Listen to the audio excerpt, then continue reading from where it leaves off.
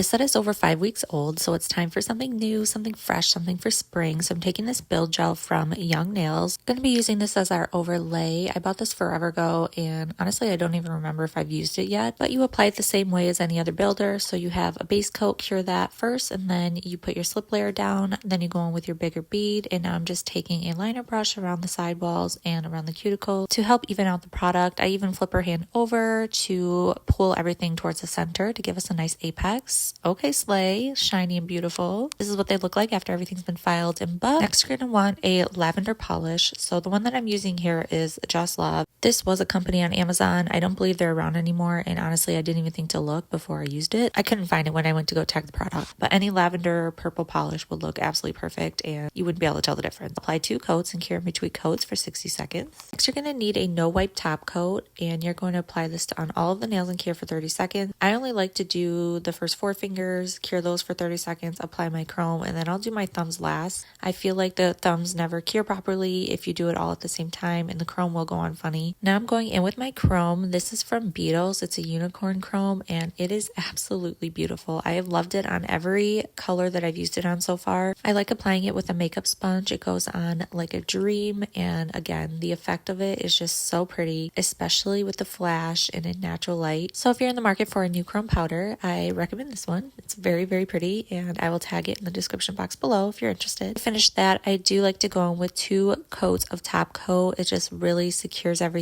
and prevents it from chipping. Look how beautiful this is. You cannot look at this and tell me that it's not gorgeous. This color literally screams spring. Anyways, let me know in the comments down below what you guys think, and if you're not subscribed to my channel, please subscribe. I'll catch you in my next video. Bye.